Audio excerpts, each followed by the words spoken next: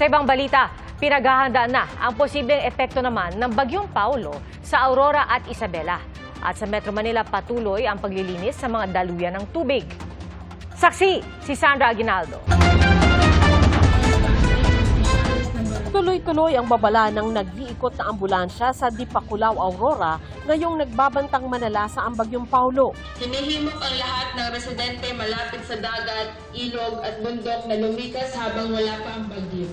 Ang mga bangka, inalayo muna sa dagat. Ang mangingisdang si Mang Vicente, ipinarada ang kanyang bangka sa harap mismo ng bahay niya, pero wala daw siyang planong lumikas. Babala ng Pag-asa, posible ang hanggang 2 metrong storm surge o daluyong sa hilagang bahagi ng Aurora, kabilang ang Tinalungan, Kasiguran at Dilasag. Pwedeng umabot ito ng 3 metro. Sa Baler, nagpulong ang Aurora PDRRMO kasama si Governor Isidro Galban at doon natalakay na pwedeng umabot sa signal number 3 ang Northern Aurora. Pinapayuhang lumikas ang mga nakatira sa baybayin. Pinagbawalan na rin pumalaot ang mga sasakyang pandagat. Sa Ilagan City, Isabela, tinatalian na ng mga residente ang kanilang bubong. Nag-iimbak na rin sila ng pagkain. May banta rin ng storm surge sa baybayin ng Isabela. Nagkaroon na kami ng briefing. Lahat ng mga equipment, logistics ay naka-ready na. Even yung mga kakailanganin ng ating mga kababayan kung sila man ay ililikas. Sa Quezon City, nilinis naman ang Lagarian Creek. Makatutulong daw ito para maibsan ang baha gaya sa Rojas District. Ayon sa MMDA, tuloy-tuloy ang paglilinis sa mga estero maging sa ibang lungsod.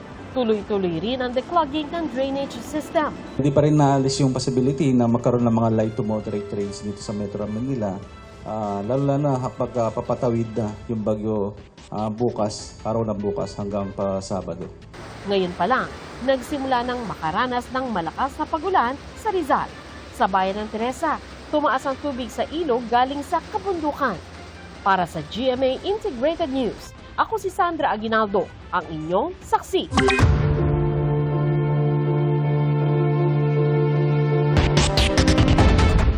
Nais paharapin ng Independent Commission for Infrastructure si dating DPWH Secretary at ngayon Senador Mark Villar. Sa gitna po yan ang investigasyon sa mga flood control project na ipinatupad noong siya pa ang kalihim. Saksi si Maki Pulido. Sa susunod na linggo, si dating DPWH Secretary at ngayon Senador Mark Villar ang ipatatawag ng Independent Commission for Infrastructure o ICI. Uusisain ng komisyon ang pagpapatupad ng mga infrastructure project noong panahong kalihim si Villar ng DPWH noong Administrasyong Duterte. Kahapon, sinabi ng DOJ na iniimbestigahan nila si Villar dahil sa mga kontrata sa Las Piñas na nakuha ng kanyang pinsan noong panahong kalihim si Villar sa DPWH. Ayon sa DOJ, prohibited interest umano ito sa panig ni Villar.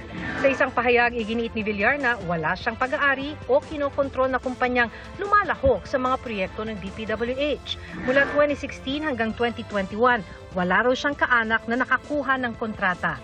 Marami raw siyang ginawang reforma sa DPWH, kabilang ang pag-digitize ng datos ng DPWH para sa transparency, pagpapatupad ng 24/7 complaints hotline at paggamit ng drone sa monitoring. Dagdag ni Villar, suportado niya ang investigasyon ng ICI. There was an effort to set a meeting pero wala pa ako response. Kasi nga, I'd rather it be done officially, transparently, officially, across the board. Ayon kay Justice Secretary Jesus Crispin Remulla, hihilingin din niya kay Senate President Tito Soto na payagan ang dating DPWH officials na sina Bryce Hernandez, JP Mendoza at Henry Alcantara na kunin ang kanilang mga cellphone at iba pang gadget. Gagamitin daw ang mga ito bilang ebidensya sa investigasyon sa flood control projects. Nakadetine ang 3 sa Senado matapos ma-cite in contempt sa pagdinig ng Senate Blue Ribbon Committee. Ang Anti-Money Laundering Council naman, sisimulan ng makipag-ugnayan sa kanilang foreign counterparts.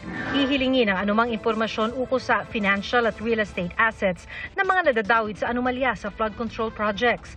Gustong malaman ng AMLC kung nagamit ba ang mga ninakaw na pera para ipambili ng mga ari-arian abroad o di kaya'y dineposito sa mga offshore account. Example, kung isang corrupt official ay merong foreign accounts or assets sa Europa, for example, o sa Asia, tatanungin po namin sa FIU sa isang bansa sa Asia, counterpart, FIU, pwede niyo bang malaman kung ano mga financial transactions, kung ano mga assets, bank accounts ng taong ito?